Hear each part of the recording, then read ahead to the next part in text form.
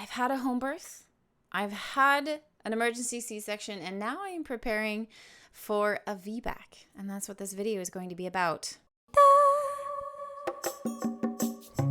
Hey friends, my name is Anne. If you're new around here, I'm a health coach and a mama. Okay, really quickly, what's a VBAC? If you're watching this video, you probably know, but if you don't know, it's a vaginal birth after cesarean. So, I've had a C-section. Yes, it was an emergency. You can watch all about that in one of my previous videos, which I will link. And we're going back to basics here. We're going back to home birth. So I'm going to share how I'm preparing and how I have prepared, because I'm like 38 weeks. So when you watch this, baby will probably already be here. Maybe, I don't know. We'll see.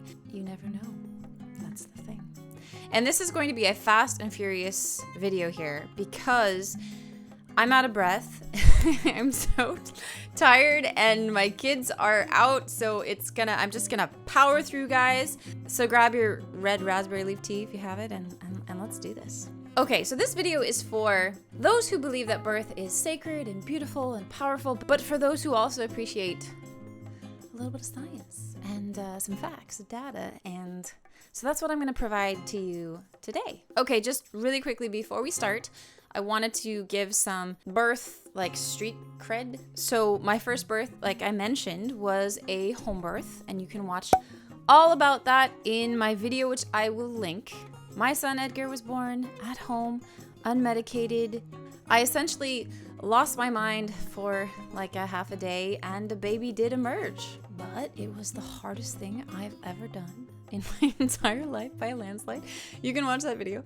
Okay, and then my second birth with my second son was an emergency C-section because I had placenta previa that we didn't know about. I didn't know about it until, the very end, and that is because I didn't do an ultrasound, right? You could say, well, if you'd done an ultrasound, you would have known you had placenta previa. And I talk about this. I talk about this in the video that I made all about my emergency C-section, so definitely check that out because it was a blessing in a way. I'll just say that. Anyway, so I've been through the C-section thing. It sucked, but it could have been worse. And I got a baby at the end of it. He's healthy. He's delightful. He's amazing. Thank God for the medical industry, which saved my life and my baby, right? So that was number 2. And now we are expecting baby number 3. And, I'm in my 40s and I am planning a home birth. So that is where I'm coming from. Are you guys ready? Let's start. Okay, so why VBAC? Why home, actually? So many women and people are told once a C-section, always a C-section. And that is just simply not true. For some women, there might be a situation where they have to, cool. But not everybody, and it's definitely not like a hard rule, clearly, because VBAC is a thing, and it's becoming more of a thing as people, look at the data. Because the thing is that VBACs are generally safe for most women, according to the stats. So we're talking about official stats here. So according to the ACOG, which is the American College of Obstetricians and Gynecologists, the success rate for VBACs is actually 60 to 80%, which is amazing, actually. Second, the risk of uterine rupture, which is like the big fear, right? It's like 0.5 to 1%. That's it. Especially if your incision was like low transverse, right? And not like.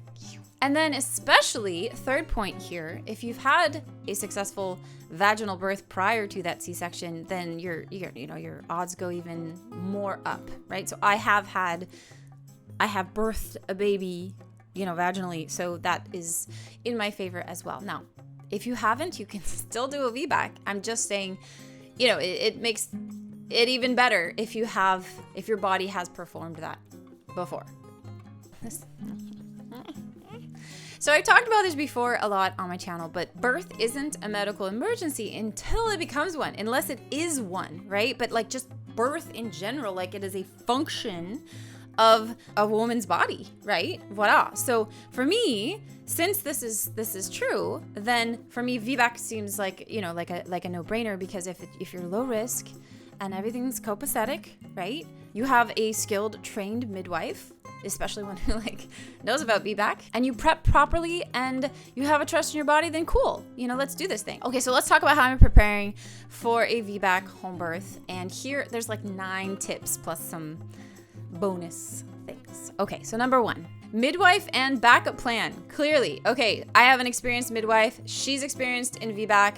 She's like, you got this. This is cool. She's been my midwife for the last 2 times. I'm very confident in working with her. So that's a huge relief to have that professional on hand. Obviously, some people free birth, and that's great. You know, if you're a woman who like, I've got this, I'm just gonna pop out my baby and catch my baby. That is amazing. Amazing. I just don't want to do that. I'm not an expert in birthing. I have an experienced trained midwife, and that is important to me going into this birth, obviously feeling confident. And then of course a backup plan. So I have a hospital bag. It's sitting over there, right? It's there if in case, you know, I've been through that circus before. So I have that, and we know which hospital that we are gonna go to if for some reason we have to. Well, I think the importance about the backup plan is that it gives you peace of mind. And right now, what you need is peace of mind. When you're going into birth, I'm out of breath. I'm so out of breath, guys. Just bear with me here. You need peace of mind. Okay, number 2 is baby's position. Hallelujah, my baby is head down. Baby's been very well behaved in terms of positioning this time around. That was not the case with my first. He was breech like until the very end, and I got him flipped by a chiropractor, which is a whole story. Again, you can watch it. I talked about it. But baby has been very well behaved to this one. He's been head down for a while, so I stopped doing inversions and yoga like a long time ago. Hallelujah. Because, I mean, obviously breech is fine. You can birth a breech baby depending on if they're like, you know, their legs are totally up or their knees are, there's all these factors. I'm not going to talk about breech, but optimally your baby's head down, right? That's like, you know, voila. So in addition to just being happy about my baby being head down, I also try to sleep on my left side because that apparently optimizes baby's positioning, you know? So I don't like stress about it too much, but I do think about it because I'm generally a right side sleeper. So I just kind of like try to sleep more on my left side just to optimize, guys. We're just doing our due diligence. Another thing is I'm sitting on a chair right now because otherwise it would be like this the whole time. And also it was a little bit too low for my camera, but generally speaking, at my desk or even at the table, like I'm sitting on a birth ball just to kind of, again, optimize. And I'm trying to lean forward a lot. I'm trying to sit cross-legged on the floor, you know, like in crisscross applesauce, right? And trying to avoid leaning back, reclining. That's not very good for positioning. So again, this is something you do even if you're not doing a VBAC. This is just for like vaginal birth. Like, you know, these are tips. So voila. So next up, I have been researching the Bradley method a lot. And, you know, this is my 3rd rodeo, so I have a lot of different things that I've read over the years and I, you know, pull from, whether that's hypnobirthing or Birth Without Fear, which is like the old school book all about why we have pain, right? The fear, tension, pain cycle. You can research that. Definitely recommend that you research that. Now, again, I am not... Fear, tension, pain is the answer, is like why. That's why, right? We have fear, so then we have tension, so then we have pain. Now, did I have pain in my first birth? Absolutely. I didn't manage to remove that fear, or, you know, I don't know. I was a novice. I don't know, but like I didn't really. Why is there a thumbs up on my screen? I have no idea. My software likes what I'm saying, apparently. Okay, did no more thumbs up though? Thanks. Okay. So that's what's happening, right? When we are birthing and we have problems or pain or whatever, it's the fear, then the tension, and then the pain, right? Because it cuts off the oxytocin, blah, blah, blah, blah. You know the drill. Or maybe you don't, but there it is. That's the answer. Now, how you deal with that and how you find a way to circumvent that. For me right now, I've been looking a lot into the Bradley method. Okay, so sometimes it's called the husband-led birthing method.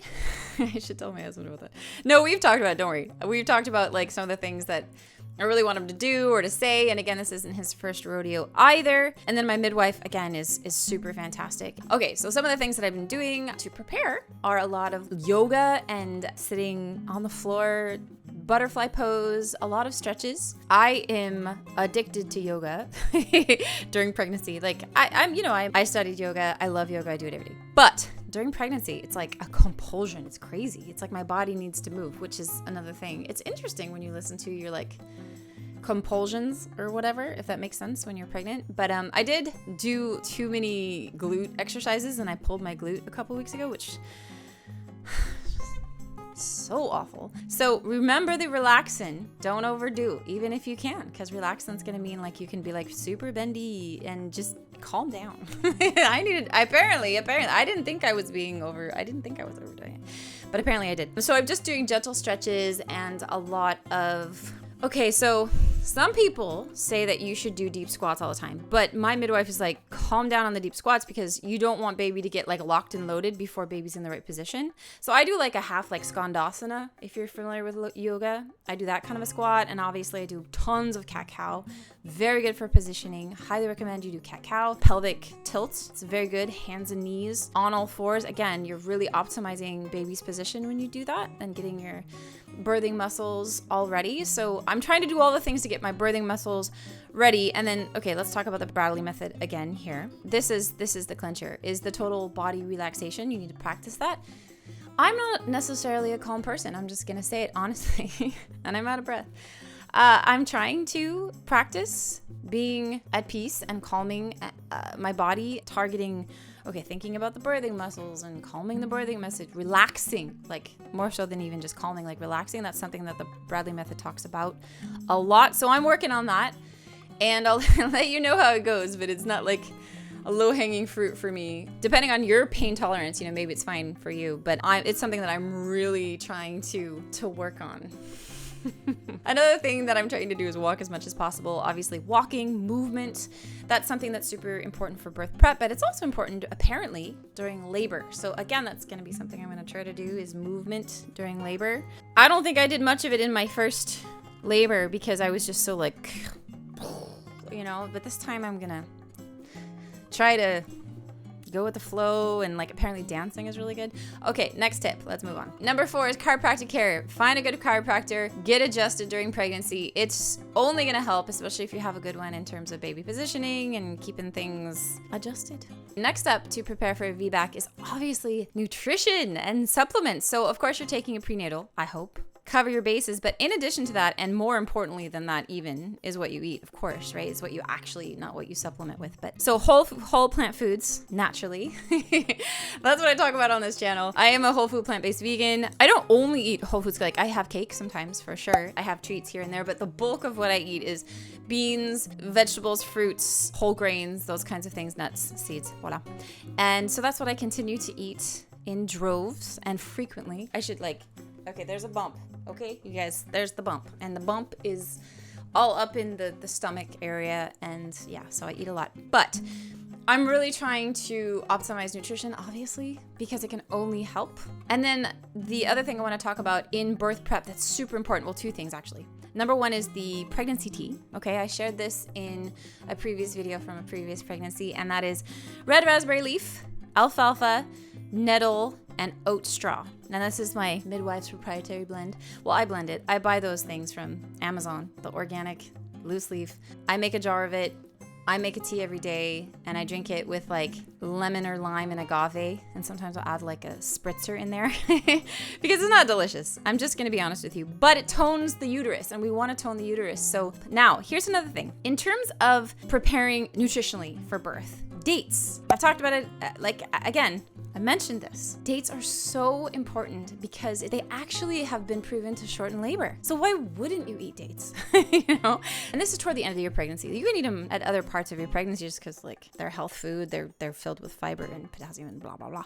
But toward the end, so you're like 36 weeks on, like I'm 38 weeks right now, dates every day. And they also are really great to prevent postpartum hemorrhaging. So buy a big vat of dates if you're birthing a child and make sure you eat them because it's proven to shorten your labor, and who doesn't want that? Everyone wants that. So the next thing I'm doing to prepare for a VBAC and for birth is mental and emotional processing, clearing, okay? If you've birthed a baby before, or even if you haven't, you have notions about birth, right? So if you have birthed, you're like, okay, I don't want to this or this to be the same, or, you might have trauma. I sure do. I do. I absolutely do. Even though my midwife calls my birth a quote unquote easy birth, when she said that, I was like, easy. But since my birth was like active labor of my first birth was 6 hours, and many first births are, let's just say, longer than that, a lot. But it was, like I said, I mean, you can watch that video. It was just excruciating. But technically speaking, on paper, voila, she's like not worried about it, whatever. But I personally need to clear that stuff. So I'm working on it right now. Right now it's like crunch time. EFT is great. Can do EDMR. That's what I'm gonna do with my midwife when she comes in 2 days. We're gonna do like a thing where I just kind of like clear the I hesitate to use the word trauma, right? Because I know that there's other trauma that is more traumatic than birthing a baby, but it is a real thing. It was just so intense the first time. So I do have fear. I do have anxiety about it. Absolutely. Absolutely. Would it be easier to just get cut open? Sure, but I don't want to do it that way. And I want to birth in the healthiest, most natural way possible, right? So anyway, I'm doing the work to try to process that, to try to clear that, to try to like also clear those preconceived notions. Say you haven't birthed. You have seen movies and you have talked to people, and people are not always, but often they are talking about birth or portraying birth, like in movies and things like that, as this like super crazy, painful experience. And it can be, I can vouch for that. But there's all these people who have had intense sensation births as opposed to painful births because they were able to not go into that fear, tension, pain cycle for whatever reason. They were able to go into the zone. They were able to like maximize oxytocin, because oxytocin is what you need. That's like the key, right? To your body functioning properly. Like you don't have to do anything. You just have to let your body do it, because your body's going to do it. Your body's going to birth the baby. You're not actually doing anything. You're just getting out of your own way. Okay, I'm rambling, but that is what I'm working on. That's what I'm working on. Okay, next up, in order to work on it, number 7, affirmations and visualization. So you can say, oh, that's so woo-woo and whatever, but dude, professional athletes use visualization all the time because your brain doesn't actually know the difference between something you're imagining and something that's actually happening. So we need to use this to our advantage to really visualize the birth that we want. So I'm working on that. And again, if you don't do the previous step, if you don't clear the gunk and like the preconceived notions, then affirmations can sometimes just really fall flat, right? Let's be honest. If you're like, my body knows how to birth, but in your subconscious mind, you're like, dude, it's gonna hurt, right? You know what I mean? We need to do the work of clearing if we can, which is what I'm trying to do, guys. I'll let you know. I'll keep you posted. And then obviously refilling your brain with those positive affirmations, with the visualization, of how you want it to go, right? I've also got a list for like my husband, things to like tell me while I'm, focused in the throes of birthing, to remind me, the relaxing your jaw, the going, like how can you get into the zone? Because all the women who have those amazing births, they always are able to get into the zone. I'm realizing in my research, my copious amounts of research, because I really want to have an empowered birth that is less painful, is they get into the zone, which optimizes the oxytocin. Okay, next up, stay active. Now, I talked about this before. I won't talk about this too much, but obviously in preparation for birth, I'm staying active as much as I possibly can. Again, this has been a hard pregnancy, so sometimes I'm like lying down because I just can't. But the rest of the time, when I can, I'm staying active. I'm trying to walk as much as possible.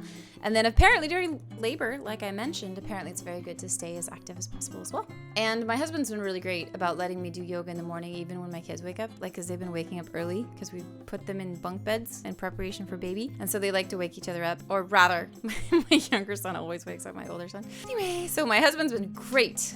So great about hanging out with them since they're waking up so early, just so I can get in that morning yoga to like move around and like, prepare for birth. So God bless my husband, and do what you have to do to really do your due diligence with the movement thing, because it is a marathon and it is a physical thing, right? Apparently, some people say you're supposed to do like 1 million squats a day, which I'm a little afraid of doing since I like pulled my glute, a couple of weeks ago. I don't think it was that. I think it was like doing I was doing like leg lifts or whatever, but like just doing basic squats is apparently quite helpful if that works for you. It's a marathon. It's a physical thing. So do what you can. I'm doing what I can. Voila. Okay. And lastly, as I prepare for my VBAC, of course, I'm trying to prepare the space, right? So I have essential oils, We'll see how I feel about that during birth. You know, music, I like have a list of things that I'm hoping, you know, my husband will put in place if I'm unable to, whether that's the music that I want, which is probably going to be Bach because I'm so cool like that. It just soothes me. Like I had this Bach at bedtime CD when I was a child, and I used to listen to Bach at bedtime, and it just was really soothing for me. So that's what I listened to for my first birth, and I anticipate that I'll want to listen to something similar, or like Debussy or something. I don't know. Anyway, calming music for me personally. I'm not like gonna listen to like I don't know, some sort of tribal earth mama thing. That's just not my cup of tea. If that's your cup of tea, definitely make sure that you have it ready. Everyone have what you need to feel ready, you know, for your birth. Music, lighting is important. These kinds of things, just it puts your mind at ease to know, okay, the scene is set for when that day comes. When baby's ready, things are ready, which also plays into the whole nesting thing that I'm sure you're doing if you're in your late pregnancy. Okay, so let's wrap this up. Is home birth actually safe? Let's talk about the facts. You may be thinking, in the back of your mind, maybe, that home birth is just risky. It's just not safe, right? And I want to just talk about some of the data, because the data tells a different story than our preconceived notions about it. Planned home births with experienced midwives, when you have a nearby hospital, are very safe for low-risk pregnancies. According to multiple studies, okay, so here's some bullet points here. Planned home births have just as good, if not better, often, outcomes for neonatal health and maternal health as compared to hospital births, especially when unnecessary interventions are avoided. Because this is key here. One of the downsides of birthing in a hospital really is the cascade of interventions. If you haven't heard of that, again, I talk about it in previous videos, but it's essentially they want you to get going. So they give you Pitocin, and the Pitocin gets you going, and you're like going, and oh my gosh, it's so painful because the Pitocin is doing it for you and instead of your body, and then you need an epidural because you're in so much pain because you're like going. But then the epidural cuts off, you know, your sensation for you to be able to like be a bigger player in the birth, right? Because you don't have any sensation, so you can't really do as much or push.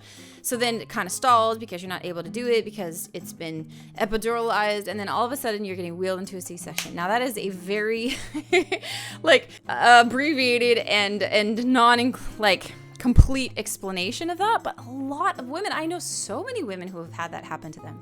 That is the cascade of interventions. You have one intervention which then cuts off what your body would normally do, and then all of a sudden your body isn't able to do what it needs to do, and then all of a sudden you're getting a C-section that you didn't want because birth isn't progressing, because it was hard to progress because you weren't able to push your baby out because you didn't feel anything. Now here's the thing, it's not just that, actually. That doesn't happen to everyone and not at every hospital, to be clear, but it can. And I know people, it's like several it's like a thing, and it's terrible. That's just one obvious intervention. There's so many things. I'm not going to talk about all the interventions that can happen. Just know that with home birth, at least, you're not being fear-mongered and you're not being stalked to do things you don't want to do. Next up is that transfer rates to hospitals are generally pretty low with home births, actually. You'd be surprised. And usually when they do happen, they're non-emergency and more like precautionary. Not always, obviously, but often, usually. And then finally, what I was sort of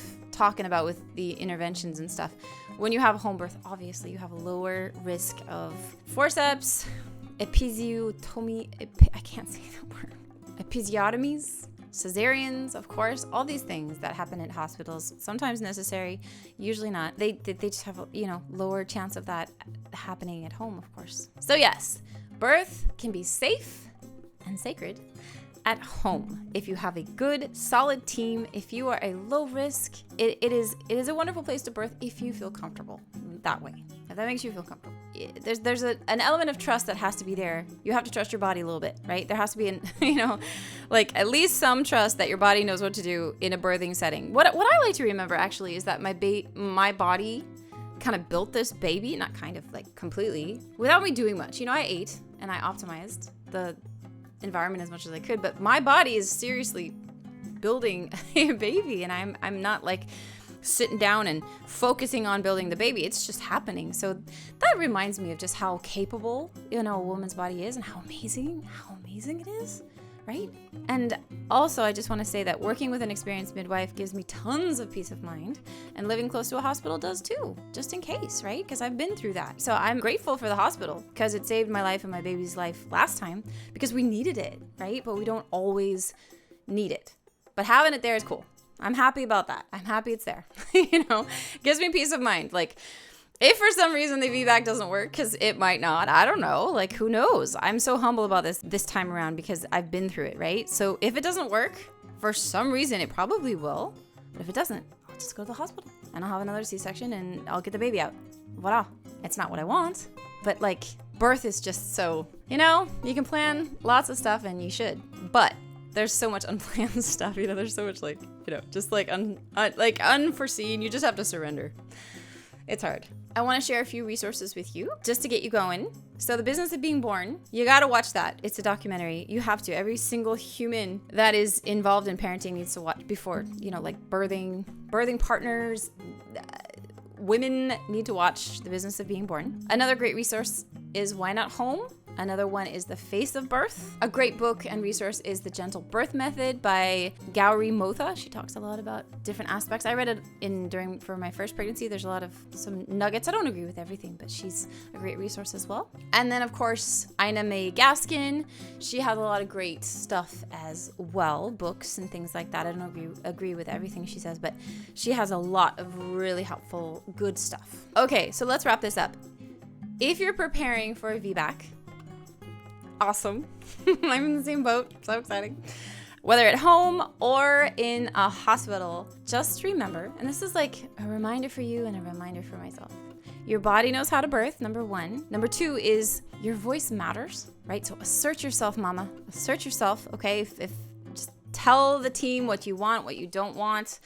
It's not just you, it's your baby too. So be assertive. If you're not an assertive person for once in your life, this is when you have to be assertive.